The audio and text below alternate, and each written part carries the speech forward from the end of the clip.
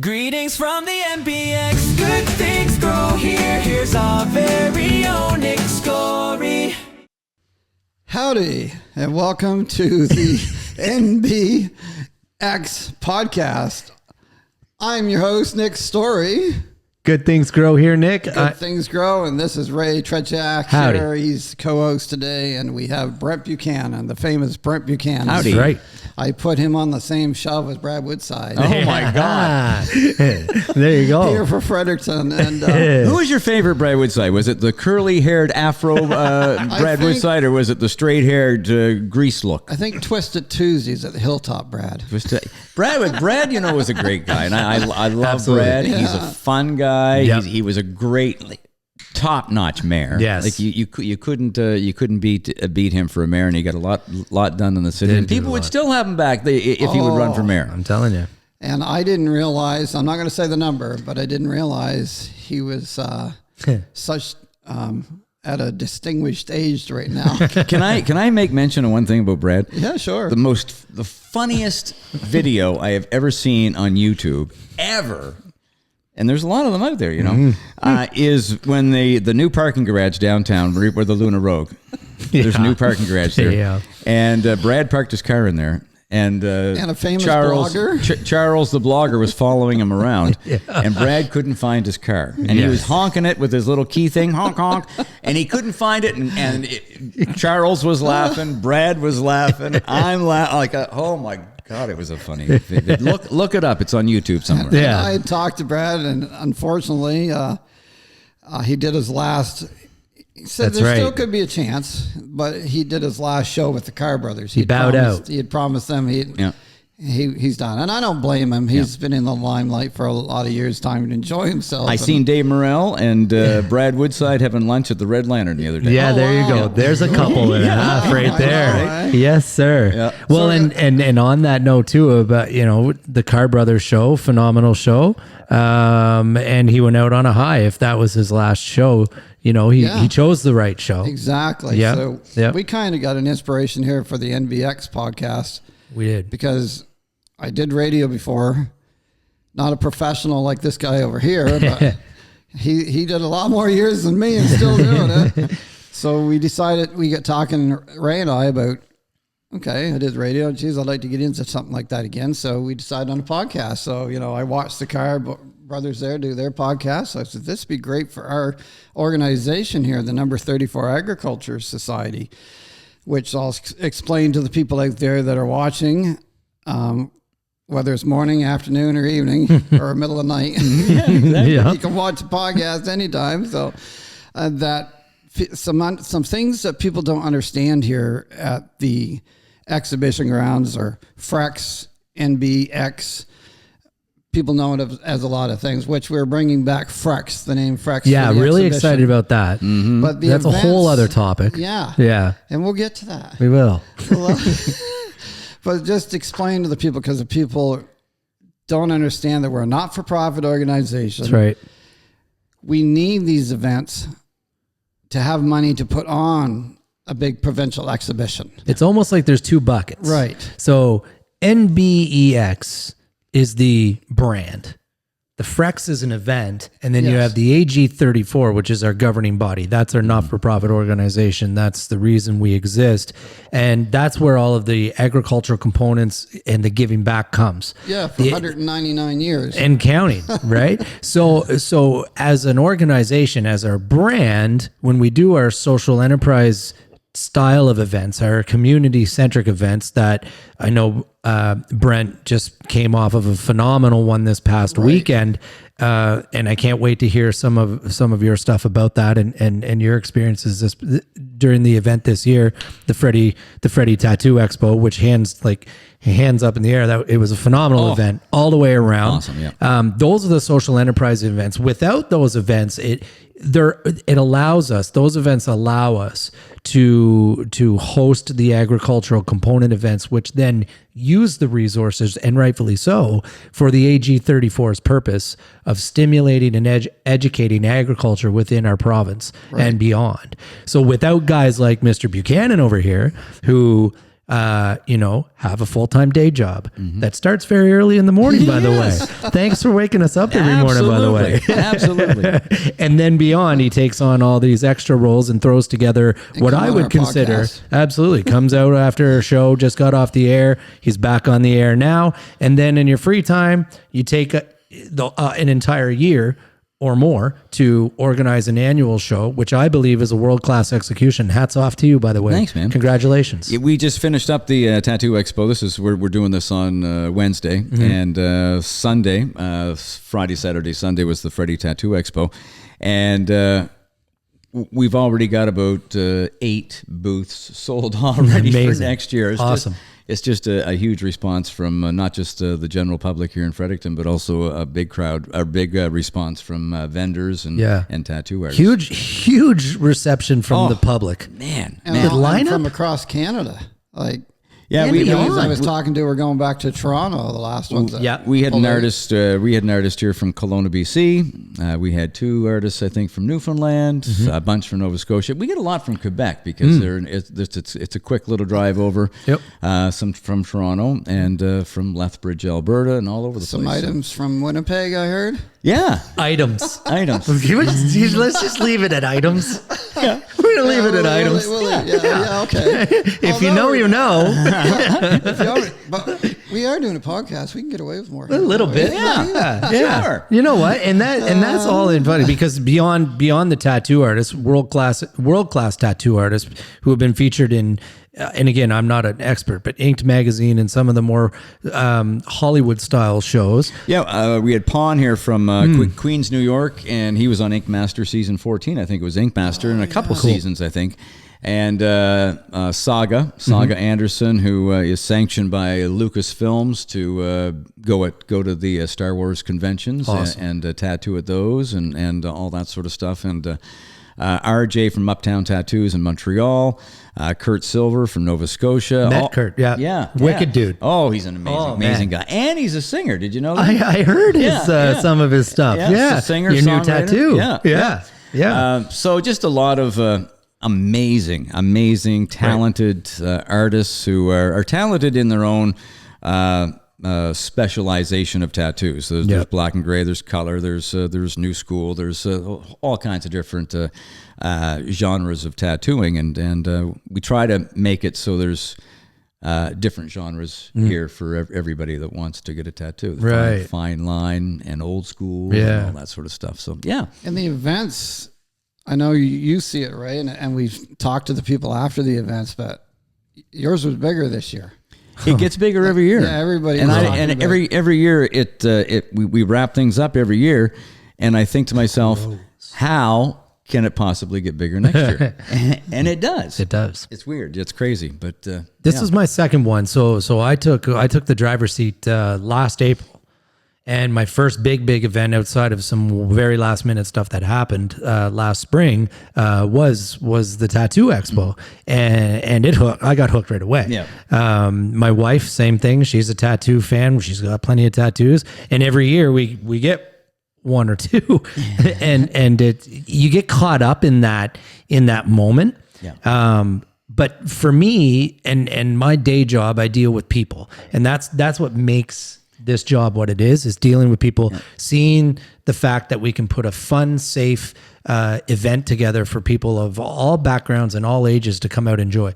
We had 9-year-olds here and we had 80-year-olds here. Exactly. And everybody was having a great time. Everybody at the Tattoo Expo, if you go to other tattoo expos or conventions, some folks will say that it's ego-driven by some of the tattoo artists, and some folks say that it's not a fun experience, but I'm proud to say that the Freddy Tattoo Expo, everyone's there to have a good time. It's a laid back, a really cool vibe, and the artists come out and support it, and that's one of the reasons why. One of the things I've always run on when execution and managing and planning events is attitude.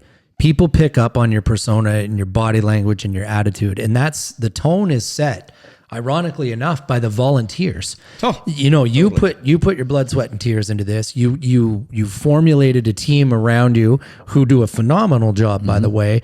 I find that the energy that they have, like watch Chris run around this I place. know. Shout out to Mr. Galbraith. What a the dude does not stop moving his feet for 4 days in a row. He's here a day early to set up. He put on, I think he did 134,000 steps in 4 days.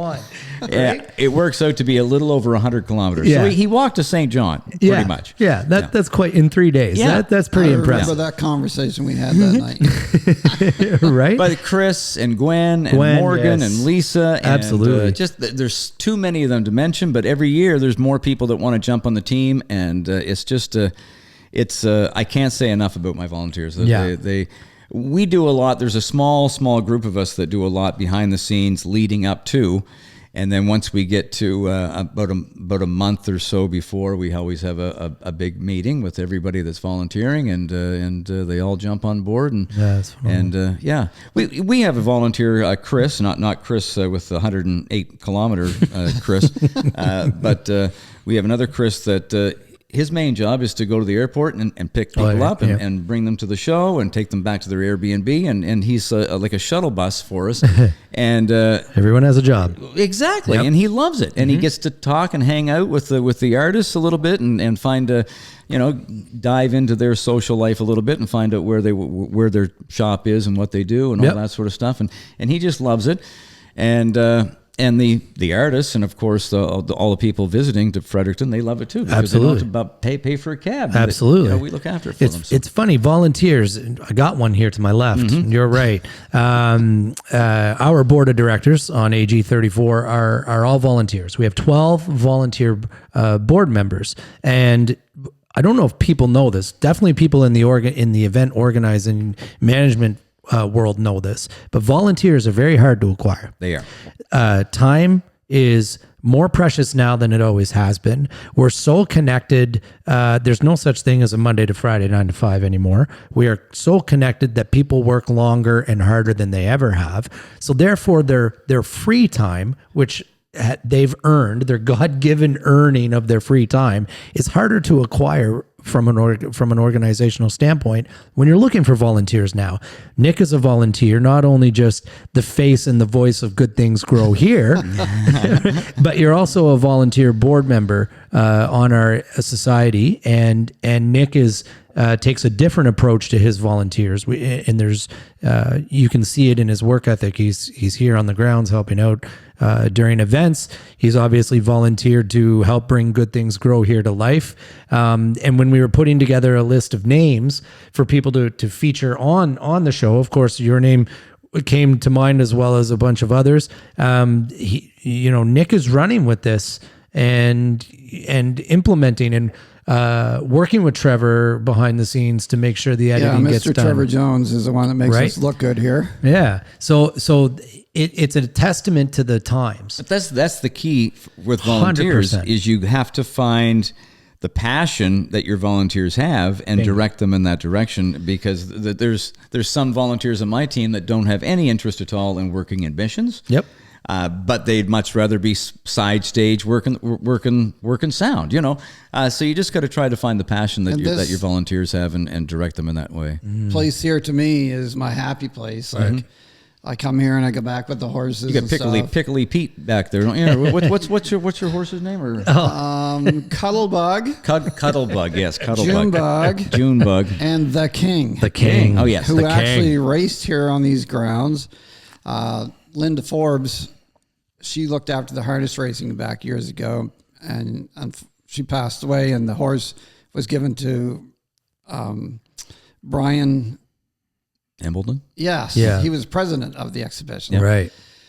He ended up finding out he had cancer. So he came to Darlene and asked her, one of the owners of the horses back there, which I help out with, if she wanted to take King on, because he wanted a good home for him. Because King actually is known as R.S. Andrews, because there was harness racing on these grounds for years. And they call him the King because he actually raced for 11 years, which is unheard of for some of the standard breds. Yeah, but to get back to the people watching, we need these events more than ever after Yeah. COVID. You can see they're growing. We need Well, to get people shoulder guys, to shoulder. You guys need the events, but also we need this location. Location. That's what I was going to get to ask you, because I've asked different people. Like everybody I've talked to that had events here recently said we couldn't do it if it wasn't for these buildings here, which everybody out there knows we're going through a little hard times right now, or difficult times. We're trying to work together to try to make a solution, but we need these events center right here on these grounds. It's a perfect place. And hopefully we have the right people. We have something coming up on May the 11th. The right people will understand that we need just a little, municipal event. No big deal. Just a little one. Yeah. Yeah. And, But to your point, sorry, keep going. I think you got, No, just you get fired up. I know you're trying to hold it in. Because I'm passionate about this place. And Right. And I sit on the board and I'm over here all the time. Maybe it's my OCD too, but I always come over to secure the buildings and check the buildings. And I know it seems I go above and beyond. No problem. Have a drink. I got one. And where was I again? No, listen. And I just have a passion. It's at my happy place over here. You go through some struggles in life, and it's nice to have a place to go to, and this is my place. Yeah. I have a big passion. In it. Yeah. Totally, yeah. 100%. And I like where things are heading with us now, with the board, and with having hired you as executive director with your background in events, because that's what we need. We need the events. We need them for the people that need to hold the events here. We also need them for the people out there that want to come, because we need shoulder to shoulder people more than ever. Right. What's going on. See, if this place wasn't here, where would the people that put on the Christmas craft show, where would they go? Where would they hold that event? Right. Exactly. The convention center downtown is way too expensive for a craft show. You can't hold a craft. And the rinks are booked. The convention center is mainly geared towards the dental association, or the Government entities. Yeah, exactly. Yeah. People in events that have lots of money anyway. Yeah. Right. Yeah. The convention space is a unique space, and I've attended, I've held events there, and it is phenomenal. It's a world-class venue, and everything serves its purpose. And that's very much the backbone and the story that we're trying to tell, is that, I think you should answer it. well, I'm not going to. We have a time and a place as well. The time is now, and the place is forever. Yeah. And 100 events a year to relocate those, not just the Tattoo Expo, the RV show, the home shows, CCW Wrestling, Hotchkiss Home Furnishings. Savages just said they Savages have their Bike biggest event Sale. ever in 20 years. Right. These things, if you take out, not considering the convention center, expenses would go up from ours. It's the case that we're not the convention center. We never will be. No. We have a unique fitting. But if you were to look at other venues in the city, most of them have ice surfaces. Right. And I don't know if you guys recall back in the Daily Gleaner days. Yes. I don't know how far back that goes, but it does go back. Front page news was made when we started talking about the lack of ice surfaces in the city. And maybe I'm not here to argue or debate whether there is still a lack of ice surfaces or not, but I can tell you this: if you displaced 100 of our events and had to use an ice-centric surface to carry those events forward, there'd probably be some more angry emails going out. Yeah, probably. Right? Yeah. Because I know what happened, because I was in university at the time when the rink study was being done, and I sat on an interest board for that as a kinesiology student. I sat on that, and I remember it very vividly. And it wasn't as straightforward as it was. At the end of the day, we needed more ice. We needed more ice surfaces. We lost not the cut ice them. surface here at the Coliseum, which We was did, ice yeah. surface. But we Sadly to say, though, I think the ice surface would win over my event, or the craft sale, or the Savages bike sale. Sadly, I think the ice surface would win over that, and because it's just I don't think there would be enough places in the city to hold the events that would No. And we've got to catch up, because we're we're falling behind St. John of Moncton. Like everybody leaves Fredericton to go to events in St. John of Moncton. Oh, don't even get me started on this. Come on. Get me started. We need stuff here. Like we've got to get the city aware. They talk about what's good for the people and everything.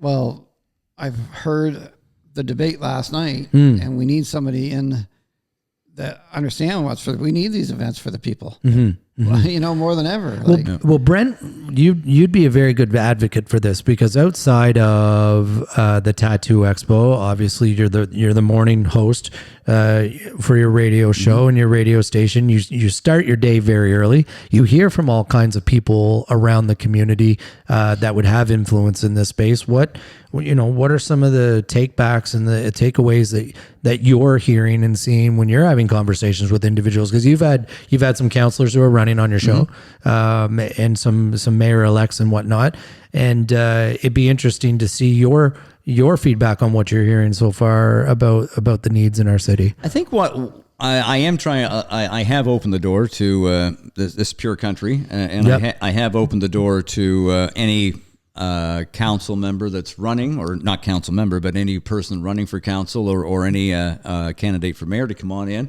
have a little chat.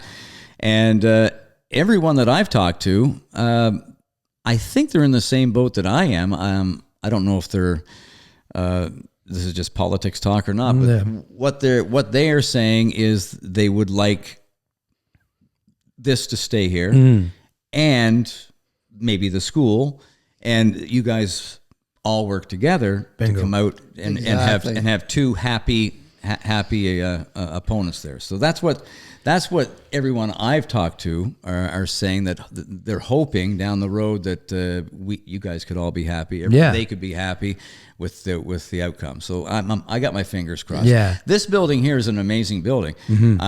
And like I said, I've been coming here when it was Frex. And by the way, you're bringing Frex back. We're bringing the Frex back, baby. Yeah.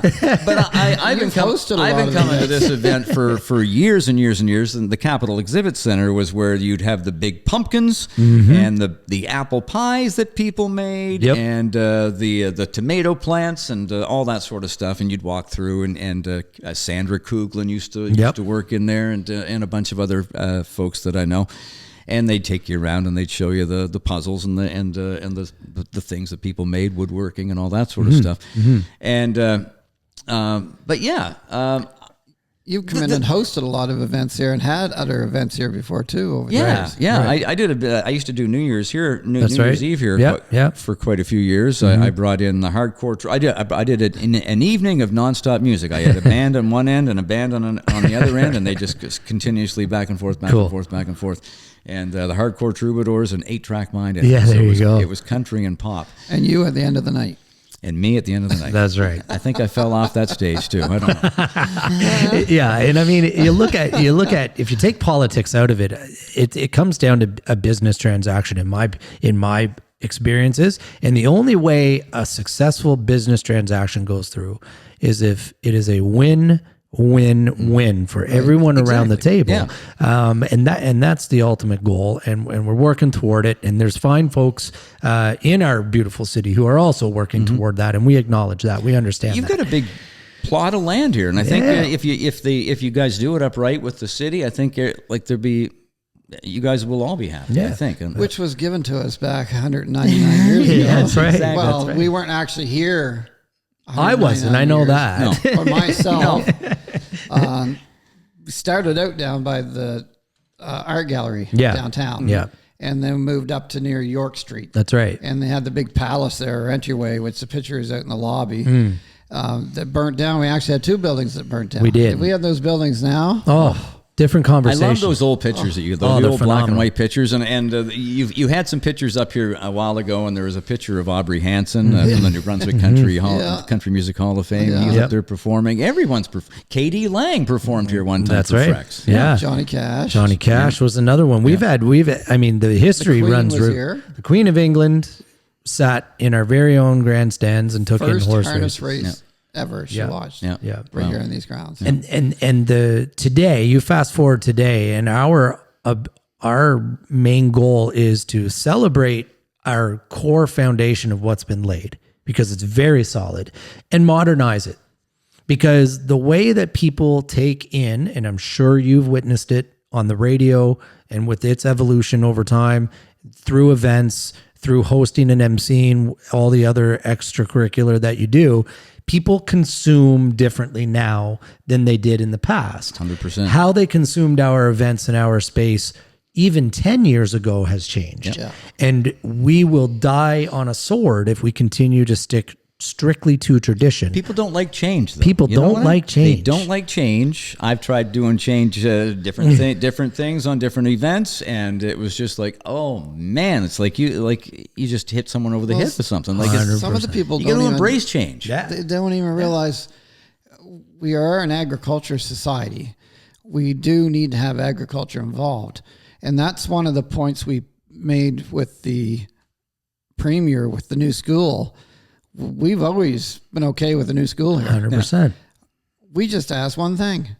Hey, why not put an agriculture program in your school? Yep. They thought it was great. Yeah. Like, Yeah. People need to learn to grow their own things. Good things grow here. So, got a school with an agriculture program. Good things grow here. Yeah. You know what? It's you could go on for days about different topics and the different amazing things that are happening in our city, because we do have a phenomenal city. Yep. It's a great place to grow up. I grew up 40 minutes west of here. I went to university here. I moved away. My family and I now live here, and I work here, obviously. And the people in our city, I'll take it back to the people. I said it at the start of the show. The people in our city make our city a wonderful place to be. And Brent, you're one of those individuals. So thank you for everything that you do. There's a whole bunch of different topics I know we could talk about. It's a 30-minute show. We'll definitely have to bring him in again. Right. So, you know, I still got questions here I haven't asked yet. So. yeah. How's your staff doing with the uncertainty of what's going on? You know what? We have a phenomenal staff. They are tuned in, tapped in, and absolutely owning it. Because, of course, what I was hired to do versus some of the tasks that are on my plate now are different, rightfully so. And there's nothing wrong with that. But I couldn't do it without them. Yeah. It's business as usual until it isn't. And through all the turmoil and uncertainty, not only have they stuck by my side and the board side, but they're doing it with gusto. They're doing it like there's nothing really going on in the background, Yeah, and they're still they're doing it laughing with and joking, passion. like they're happy, like they're not. Because I told them the last meeting with the directors, I said, I don't want to be on this board as one of the people that this goes down. We've got to try to work together. Yeah. We got to work together. It's got to be a partnership. We got to work together to keep this going. Like, we're going to be in 2027, 200 years old. That's right. I want to make that 200-year mark. Totally. And beyond. Yep. And it takes a dedicated group of staff, check mark. We got And you that got down. that, It takes a dedicated group of volunteers, check mark. We've got that. It takes community engagement. It takes we a good really leader. got It that. takes a good leader. Yep, We absolutely. really got that lately. Yeah. The news is getting out. And this is one of why we started the podcast, to get that out to the people as well. And actually tell them what's really going on here. We'll have some good shows in the future. Way coming better up. shows after this one. Not as good as Brent. Brent's going to come back. This is just a practice run for Brent. He'll be back. We're just doing sound check right now. Yeah, just a sound exactly. check. Like before. Yeah. We won't go there. Anyway. But no, listen, from my side of things, thank you. Thank you, Brent, for everything that you do and for being a guest and taking some time Absolutely. out to come today. Nick, thanks for always having me on. I'll continue to be on until you don't want me on. You got all the info I need, because we need info to the people. Yeah. That's who we're here for. That's why we're doing this podcast, for the events people and the people in the community, to get them on here to speak and tell us a little bit about, why we should keep these buildings on this property. Absolutely. Well, beyond that too, remember, good things grow not just here at NBEX, but they grow everywhere. exactly. And if you feel you've got something that you'd be interested in sharing with us, and something you've done phenomenal in your life, hit us up. Let us know. Exactly. We'd love to have you on the show. Because that's the way my radio show was. At the end, I lost my stepdaughter 13 years ago, and she was a musician and stuff. So I kind of changed it up a little bit to having a positive energy Right. show. So I want to try to bring that here too.